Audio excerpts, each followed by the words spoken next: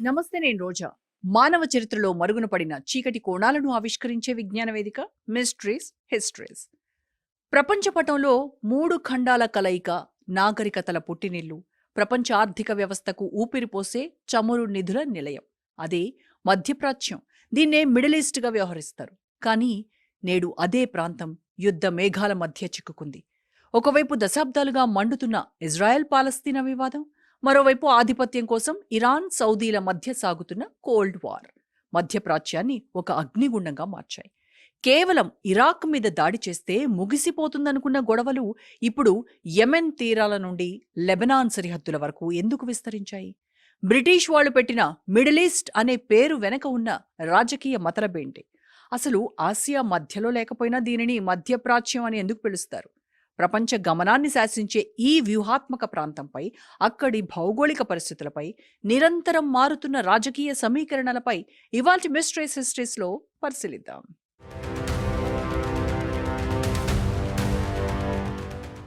మధ్యప్రాచ్యం అనేది భౌగోళికంగా Asia, Africa, Europe ఖండాల సంగమ ప్రదేశంలో ఉంది. ఇది ప్రధానంగా నైరుతి ఆసియా దేశాలను, ఉత్తరాఫ్రికాలోని ఈజిప్టును కలుపుకొని ఉంటుంది. దీని చుట్టూ మధ్యధరా సముద్రం, ఎర్ర సముద్రం, పర్షియన్ గల్ఫ్ వంటి కీలక జలమార్గాలు ఉండటం వల్ల ప్రాచీన కాలం నుంచి ఇది వర్తక వ్యాపారాలకు ప్రధాన కేంద్రంగా విరాజిల్లుతోంది. మధ్యప్రాచ్యం అనే పదం భౌగోళికం కంటే రాజకీయంగా పుట్టింది. 19వ శతాబ్దంలో బ్రిటిష్ వాళ్లు తమ సామ్రాజ్య విస్తరణలో భాగంగా లండన్ నుండి చూసినప్పుడు తూర్పున ఉన్న దేశాలను 3 భాగాలుగా విభజించారు. యూరప్కు దగ్గరగా ఉన్న ప్రాంతాలను సమీప ప్రాచ్యమని, చైనా, జపాన్ వంటి దేశాలను దూర ప్రాచ్యం అని పిలిచారు. ఈ రెండింటికి మధ్యలో ఉన్న పర్షియన్ గల్ఫ్ ప్రాంతానికి మధ్య ప్రాచ్యం అని పేరు పెట్టారు. ప్రస్తుతం ఈ ప్రాంతంలో Saudi Arabia, Iran, Iraq, Israel, Turkey, UAE వంటి సుమారు 17 దేశాలున్నాయి. ఇది ఆసియా ఖండం మధ్యలో ఉండే సెంట్రల్ ఆసియా, కజకిస్తాన్, ఉజ్బెకిస్తాన్ వంటివి కంటే భిన్నమైనది. మధ్యప్రాచ్యం ప్రపంచ రాజకీయాల్లో ఎంత కీలకమంటే ఇక్కడ జరిగే చిన్న మార్పు కూడా ప్రపంచ దేశాల ఆర్థిక వ్యవస్థలను ప్రభావితం చేయగలదు. మధ్యప్రాచ్యం ప్రపంచానికి శక్తి కేంద్రం వంటిది. భూమిపై ఉన్న మొత్తం చమురు నిల్వల్లో దాదాపు సగం ఇక్కడే కేంద్రీకృతమై ఉన్నాయి. ముఖ్యంగా సౌదీ అరేబియా, ఇరాక్, కువైట్ వంటి దేశాలు దశాబ్దాలుగా ప్రపంచ పారిశ్రామిక రంగానికి అవసరమైన ముడి చమురును సరఫరా చేస్తున్నాయి. ఈ ఇంధన సంపద వల్లనే ఈ దేశాలు అతి తక్కువ కాలంలోనే అత్యంత సంపన్న దేశాలుగా ఎదిగాయి. కేవలం చమురు మాత్రమే కాకుండా సహజ వాయువు ఉత్పత్తిలో కూడా ఈ ప్రాంతం అగ్రగామిగా ఉంది. ఖతార్, ఇరాన్ వంటి దేశాలు ప్రపంచ సహజ వాయువు అవసరాలను తీర్చడంలో కీలక పాత్ర పోషిస్తున్నాయి. రష్యా యుక్రెయిన్ యుద్ధం వంటి అంతర్జాతీయ సంక్షోభాల సమయంలో ప్రపంచ దేశాలన్నీ ప్రత్యామ్నాయ ఇంధనం కోసం మధ్యప్రాచ్యం వైపు చూడటం దీని ప్రాముఖ్యతకు నిదర్శనం. ప్రస్తుతం ఈ దేశాలు కేవలం చమురుపైనే ఆధారపడకుండా తమ ఆర్థిక వ్యవస్థలను ఆధునీకరిస్తున్నాయి. దుబాయ్, రియాద్ వంటి నగరాలు అంతర్జాతీయ పర్యాటక, వ్యాపార కేంద్రాలుగా మారుతున్నాయి. విజన్ 2030 వంటి పథకాల ద్వారా సౌదీ అరేబియా వంటి దేశాలు టెక్నాలజీ, పునరుత్పాదక ఇంధన రంగాల్లో పెట్టుబడులు పెడుతూ భవిష్యత్తు కోసం సిద్ధమవుతున్నాయి. మధ్యప్రాచ్యం ప్రపంచంలోని 3 అతిపెద్ద ఏకేశ్వరోపాసన మతాలైన యూదు మతం, క్రైస్తవం, ఇస్లాం మతాలకు పుట్టినిల్లు. ఈ మతాలన్నింటికీ జెరూసలేం నగరం అత్యంత పవిత్రమైనది.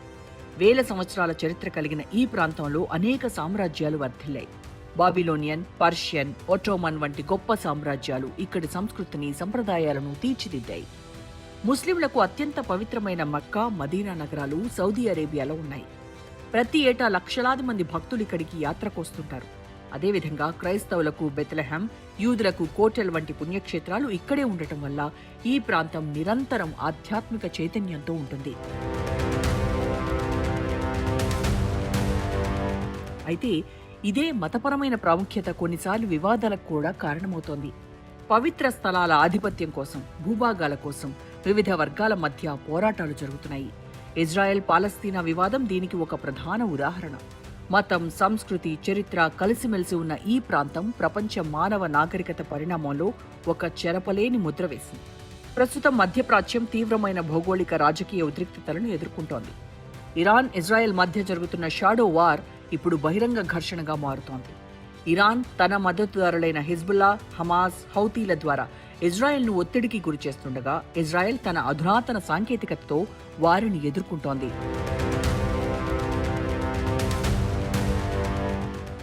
మరోవైపు అరబ్ దేశాల్లో నాయకత్వం కోసం సౌదీ అరేబియా, ఇరాన్ మధ్య దశాబ్దాలుగా కోల్డ్ వార్ సాగుతోంది.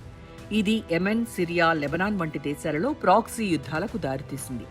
ఈ పోరాటాల వల్ల లక్షలాది మంది ప్రజలు శరణార్థులుగా మారుతున్నారు. ఆయా దేశాల ఆర్థిక వ్యవస్థలు కుప్పకూలుతున్నాయి. అంతర్జాతీయ శక్తులైన అమెరికా, రష్యా, చైనాలు కూడా ఈ ప్రాంతంలో తమ పట్టును నిలుపుకోవడానికి ప్రయత్నిస్తున్నాయి. అమెరికా, ఇజ్రాయెల్, సౌదీలకు మద్దతిస్తుంటే రష్యా, చైనాలు ఇరాన్ వంటి దేశాలతో సంబంధాలను బలపరుచుకుంటున్నాయి. ఈ అగ్రరాజ్యాల పోటీ మధ్యప్రాచ్యంలోని శాంతిని మరింత క్లిష్టతరం చేసి అశాంతిని రాజేస్తున్నాయి.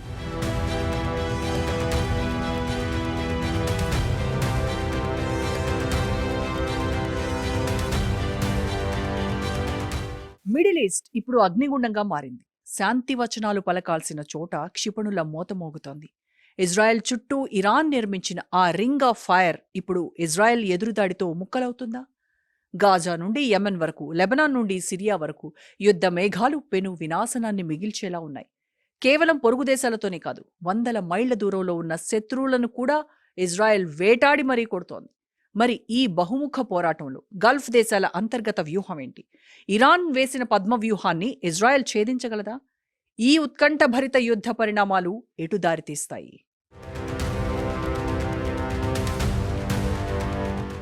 ప్రస్తుతం మధ్యప్రాచ్యం ఒక నిర్ణయాత్మక దశలో ఉంది. దశాబ్దాలుగా సాగుతున్న ఇజ్రాయెల్ పాలస్తీనా వివాదం ఇప్పుడు కేవలం సరిహద్దు పోరాటంగా మిగిలిపోలేదు. ఇరాన్ మద్దతు ఉన్న వివిధ సాయుధ బృందాలు ఇజ్రాయెల్ను అన్ని వైపుల నుండి ముట్టడించే రింగ్ ఆఫ్ ఫైర్ వ్యూహాన్ని అమలు చేస్తుంటే దానికి ప్రతిగా ఇజ్రాయెల్ బహుముఖ వ్యూహంతో విరుచుకుపడుతోంది. కేవలం గాజాపైనే దృష్టి పెట్టకుండా లెబనాన్లోని హెజ్బుల్లా స్థావరాలు, యెమెన్లోని హౌతీల ఓడరేవులు, సిరియా, ఇరాక్ సరిహద్దుల్లోని ఇరాన్ స్థావరాలపై ఇజ్రాయెల్ దాడులు చేస్తోంది. ఈ వ్యూహం ద్వారా శత్రువులందరినీ ఏకకాలంలో బలహీనపరచటమే ఇజ్రాయెల్ ప్రధాన లక్ష్యం. ఈ యుద్ధంలో గల్ఫ్ దేశాల పాత్ర అత్యంత కీలకంగా మారింది. Saudi Arabia, United Arab Emirates వంటి దేశాలు ఒకవైపు పాలస్తీనా ప్రజల హక్కుల కోసం గళమెత్తుతూనే మరోవైపు ఇరాన్ ప్రాబల్యం పెరగకుండా జాగ్రత్త పడుతున్నాయి. ఇరాన్ మద్దతు ఉన్న హౌతీలు ఎర్ర సముద్రంలో వాణిజ్య నౌకలపై దాడులు చేయడం వల్ల ప్రపంచ ఆర్థిక వ్యవస్థతో పాటు గల్ఫ్ దేశాల ఆదాయం కూడా దెబ్బతింటోంది.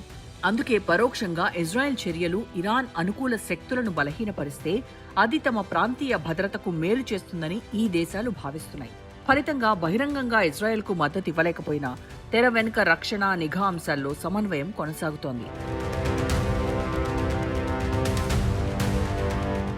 ఇజ్రాయెల్ తన సుదూర లక్ష్యాలను, ముఖ్యంగా యెమెన్లోని హౌతీలను ఎంచుకోవడానికి ప్రధాన కారణం నిరోధక శక్తిని చాటడం. తమపై దాడి చేసేవారు ఎంత దూరంలో ఉన్నా వదిలిపెట్టబోమని ఇజ్రాయెల్ ప్రపంచానికి సందేశం ఇస్తోంది. ముఖ్యంగా అమెరికా సరఫరా చేస్తున్న అత్యాధునిక ఎయిర్ డిఫెన్స్ వ్యవస్థలు, నిఘా పరిజ్ఞానంతో ఇజ్రాయెల్ తన వైమానిక దాడులను విస్తృతం చేస్తోంది. కేవలం రక్షణకే పరిమితం కాకుండా శత్రువుల ఆర్థిక, సైనిక వనరులను తుడిచిపెట్టడం ద్వారా ఈ రింగ్ ఆఫ్ ఫైర్ను ముక్కలు చేయాలని ఇజ్రాయెల్ ప్రధాని నెతన్యాహు భావిస్తున్నారు. అయితే ఈ యుద్ధం కేవలం సైనిక శక్తితోనే ముగిసేలా కనిపించడం లేదు. ఇజ్రాయెల్ ఎన్ని దాడులు చేసినా ఇరాన్ తన ప్రాక్సీల ద్వారా గెరిల్లా పోరాటాన్ని కొనసాగిస్తూనే ఉంది. ఇది సుదీర్ఘకాలం పాటు కొనసాగితే గల్ఫ్ దేశాల్లోని రాజకీయ స్థిరత్వం దెబ్బతినే ప్రమాదం ఉంది. చమురు ధరల పెరుగుదల, అంతర్జాతీయ రవాణా మార్గాల మూసివేత వంటి పరిణామాలు ప్రపంచాన్ని ఆర్థిక మాంద్యంలోకి నెట్టొచ్చు. అందుకే ఈ ప్రాంతంలో శాంతి నెలకొనాలంటే కేవలం క్షిపణి దాడులు మాత్రమే సరిపోవు. ఒక శాశ్వత దౌత్య పరిష్కారం, 2 స్టేట్ సొల్యూషన్ దిశగా అడుగులు పడాల్సిన అవసరం ఉంది. పశ్చిమాసియాలో మారుతున్న యుద్ధ సమీకరణలను గమనిస్తే ఇజ్రాయెల్ లక్ష్యం కేవలం ఒక దేశం లేదా ఒక గ్రూప్ మాత్రమే కాదు అని అర్థమవుతోంది. కేవలం ఇరాన్ మద్దతు ఉన్న మిలిటెంట్ గ్రూపులపై దాడి చేస్తే సరిపోతుందా అన్న ప్రశ్నకు సమాధానం వెతికితే అక్కడ అసలు సమస్య ఆ గ్రూపులు కాదు, వాటిని వెనక నుండి నడిపిస్తున్న ఇరాన్ అని స్పష్టమవుతుంది. అటు గల్ఫ్ దేశాల మధ్య ఉన్న దౌత్యపరమైన చీలికలు, ఇటు ప్రపంచ వాణిజ్యానికి వెన్నెముక లాంటి సముద్ర మార్గాలపై జరుగుతున్న దాడులు ఈ యుద్ధాన్ని మరింత సంక్లిష్టంగా మార్చాయి. ఇజ్రాయెల్ ఎందుకు యెమెన్ వరకు వెళ్లి దాడులు చేస్తోంది? గల్ఫ్ దేశాల్లో ఇజ్రాయెల్కు మిత్రువులెవరు, శత్రువులెవరు? పశ్చిమాసియాలో ఇరాక్ కేవలం ఒక భౌగోళిక ప్రాంతం మాత్రమే కాదు.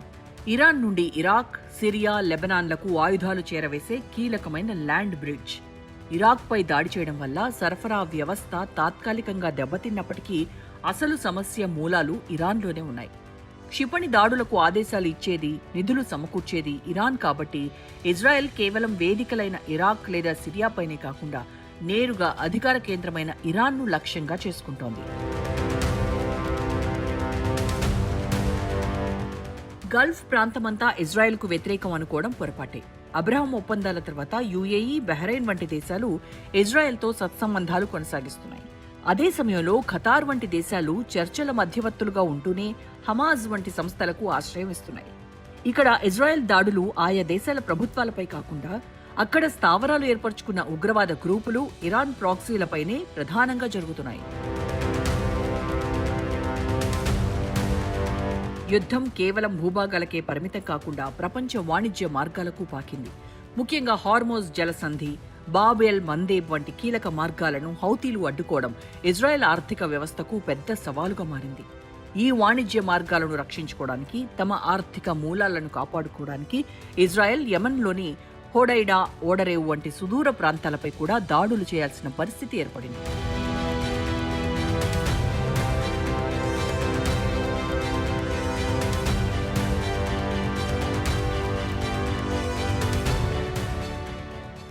మధ్యప్రాచ్యంలో యుద్ధ మేఘాలు కేవలం రెండు దేశాల మధ్య సరిహద్దు వివాదం మాత్రమేనా అంటే కాదని అంటున్నారు అంతర్జాతీయ విశ్లేషకులు.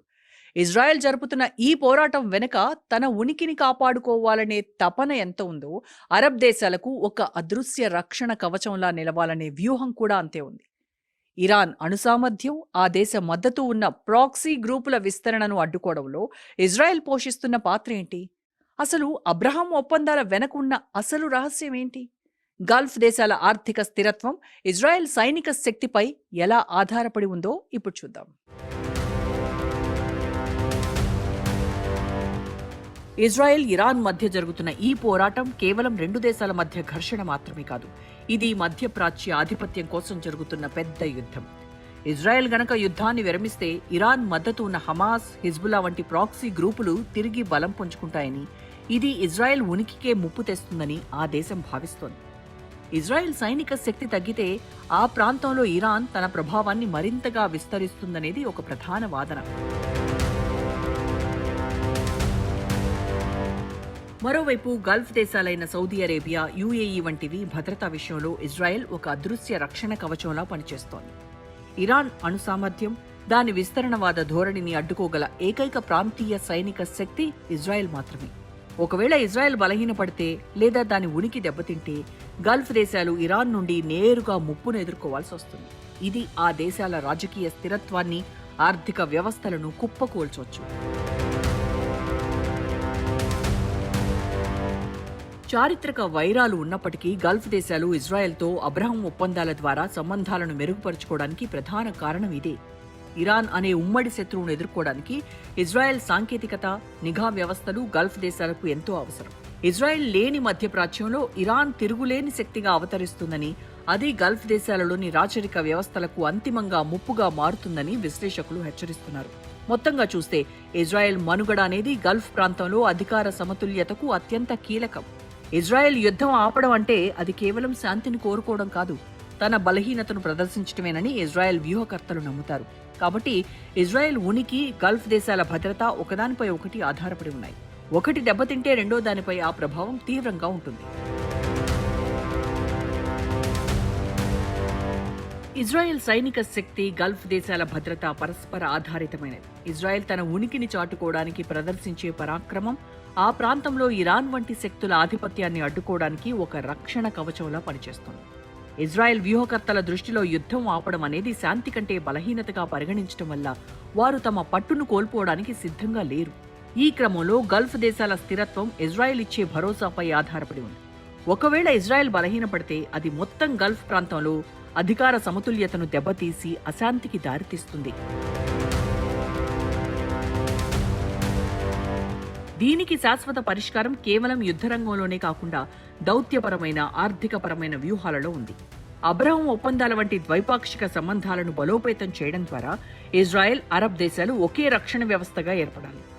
అదే సమయంలో పాలస్తీనా సమస్యకు గౌరవప్రదమైన పరిష్కారాన్ని కనుగొనడం ద్వారా తీవ్రవాద సంస్థల ప్రభావాన్ని తగ్గించవచ్చు. ఆర్థికంగా దేశాల మధ్య అనుసంధానం పెరగటం వల్ల యుద్ధాల కంటే శాంతి వల్లే ఎక్కువ ప్రయోజనం ఉంటుందనే నమ్మకాన్ని కలిగించడం ఈ ప్రాంత స్థిరత్వానికి అత్యంత కీలకం. ఇంకా చెప్పాలంటే వాణిజ్య ఒప్పందాలే ఈ దేశాలన్నింటినీ ఒకే గొడుగు కిందకు తెచ్చే అవకాశం ఉంటుంది. మధ్యప్రాచ్యంలో శాంతి స్థాపనకు కేవలం సైనిక బల ప్రదర్శన కంటే దేశాల మధ్య బలమైన ఆర్థిక అనుసంధానమే అత్యంత శక్తివంతమైన పరిష్కారం. ఇజ్రాయెల్ అత్యాధునిక సాంకేతికత, గల్ఫ్ దేశాల అపారమైన చమురు సంపద, పెట్టుబడి సామర్థ్యం ఒకదానితో ఒకటి మిళితమైతే అది ఆ ప్రాంతం మొత్తాన్ని ఒక ఉమ్మడి ఆర్థిక కేంద్రంగా మారుస్తుంది. India, middle east, Europe economic corridor వంటి భారీ ప్రాజెక్టులు దేశాల మధ్య పరస్పర ఆధారిత సంబంధాలను పెంచి యుద్ధం వల్ల కలిగే నష్టం కంటే వాణిజ్యం ద్వారా వచ్చే లాభమే ఎక్కువనే స్పృహను కలిగిస్తాయి.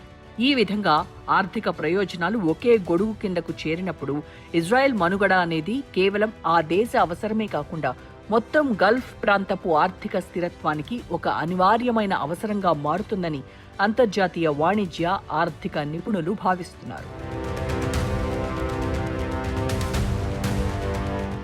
మిడిల్ ఈస్ట్ సంక్షోభంలో అమెరికా పోషిస్తున్న పాత్ర ఒక చిక్కుముడి లాంటిది. ఒకవైపు ఇజ్రాయెల్కు అపరిమితమైన సైనిక సహాయం, అత్యాధునిక ఆయుధాలు అందిస్తూ ఆత్మరక్షణకు మద్దతిస్తున్నామని చెబుతున్న అమెరికా, మరోవైపు గాజా, లెబనాన్లో జరుగుతున్న మానవతా సంక్షోభంపై ఆందోళన వ్యక్తం చేస్తూ శాంతి వచనాలు పలుకుతోంది. ఈ ద్వంద్వ నీతి వెనుక బలమైన కారణాలున్నాయి. ఇజ్రాయెల్ను వదులుకుంటే మధ్యప్రాచ్యంలో తన పట్టుపోతుందని భయం. అదే సమయంలో అరబ్ దేశాలను దూరం చేసుకుంటే చమురు రాజకీయం దెబ్బతింటుందని ఆందోళన. అటు ఇరాన్ అణు సామర్థ్యాన్ని అడ్డుకోవడానికి ఇజ్రాయెల్ను ఒక ప్రాక్సీగా వాడుకుంటూనే యుద్ధం గ్లోబల్ వార్గా మారకుండా ఉండటానికి దౌత్యపరమైన నాటకాలు ఆడుతోంది. అమెరికా ఇచ్చే ఆయుధాలే ఇక్కడ యుద్ధాన్ని నడిపిస్తున్నాయి. మళ్లీ అమెరికా పంపే ఆహార పొట్లాలే శరణార్థుల ఆకలి తీరుస్తున్నాయి. ఈ వైరుధ్యమే మధ్యప్రాచ్యంలో శాంతిని ఒక అందని ద్రాక్షగా మార్చేస్తుందని అంతర్జాతీయ రాజకీయ విశ్లేషకులు భావిస్తున్నారు. అమెరికా లాభాల దాహానికి, వ్యూహాత్మక ప్రయోజనాలకు మధ్యప్రాచ్యం ఒక ప్రయోగశాలగా మారింది. ఈ అగ్రరాజ్యాల చదరంగంలో పావులుగా మారుతున్న సామాన్య ప్రజల ప్రాణాలు ప్రపంచ శాంతికే ఒక హెచ్చరికగా మారుతున్నాయి. ప్రస్తుతం ఇజ్రాయెల్ యుద్ధతంత్రం ముప్పు ఎక్కడ ఉంటే అక్కడే కొట్టడం అనే సూత్రంతో సాగుతుంది. ఇరాన్ తన ప్రభావాన్ని లెబనాన్ నుండి యెమెన్ వరకు విస్తరించిన నేపథ్యంలో ఇజ్రాయెల్ కూడా సరిహద్దులు దాటి మధ్యప్రాచ్యం అంతటా దాడులు చేస్తోంది. ముఖ్యంగా 2026 నాటికి ఈ యుద్ధం క్షిపణులను దాటి సైబర్ దాడులు, ఏఐ డ్రోన్ల వంటి అత్యాధునిక సాంకేతిక రూపం దాల్చింది. అయితే ఈ ప్రాంతంలో శాంతి కేవలం ఆయుధాలతో రాదు. అది దేశాల మధ్య ఆర్థిక అనుసంధానం ద్వారానే సాధ్యం. India, middle east, Europe economic corridor వంటి భారీ ప్రాజెక్టులు పట్టాలెక్కితే యుద్ధం కంటే వాణిజ్యమే లాభదాయకమని ఈ దేశాలు గుర్తిస్తాయి. అప్పుడు ఇజ్రాయెల్ మనుగడ కేవలం ఆ దేశ అవసరమే కాదు, మొత్తం గల్ఫ్ ప్రాంతపు ఆర్థిక స్థిరత్వానికి ఒక అనివార్యమైన గ్యారంటీగా మారుతుంది. ఈ వాస్తవాన్ని అటు అరబ్ దేశాలు, ఇటు ఇజ్రాయెల్ గుర్తించిన నాడే మధ్యప్రాచ్యంలో శాంతి వెల్లివిరుస్తుంది. ప్రస్తుతం 2026లో మనం చూస్తున్న యుద్ధం కేవలం క్షిపణులకో, తుపాకులకో పరిమితం కాలేదు. ఇది అదృశ్యంగా సాగే ఆర్టిఫిషియల్ ఇంటెలిజెన్స్, సైబర్ వార్ఫేర్ కలయిక. పైలట్ అవసరం లేని స్వయం ప్రతిపత్తి కలిగిన డ్రోన్ల సమూహాలు ఒకవైపు ఆకాశాన్ని శాసిస్తుంటే, మరోవైపు శత్రువుల విద్యుత్ గ్రిడ్లు, కమ్యూనికేషన్ వ్యవస్థలు, బ్యాంకింగ్ నెట్వర్క్లను అతలాకుతలం చేసే సైబర్ దాడులు యుద్ధ గమనాన్ని క్షణాల్లో మార్చేస్తున్నాయి. మానవ మేధస్సు కంటే వేగంగా స్పందించే ఏఐ అల్గారిథమ్స్ ఇప్పుడు యుద్ధ వ్యూహాలను రచిస్తున్నాయి. అంటే యుద్ధం ఇప్పుడు కేవలం సరిహద్దుల్లోనే కాదు, మనం వాడే స్మార్ట్ ఫోన్ల నుంచి అంతరిక్షంలోని శాటిలైట్స్ వరకు ప్రతి అంగుళం ఒక యుద్ధ క్షేత్రంగా మారిపోయింది. ఈ సాంకేతిక హోరులో విచక్షణతో కూడిన శాంతి ప్రయత్నాలే మానవాళికి రక్ష. రేపు మరో అంశంతో మళ్ళీ కలుద్దాం. Until then keep watching Raj news.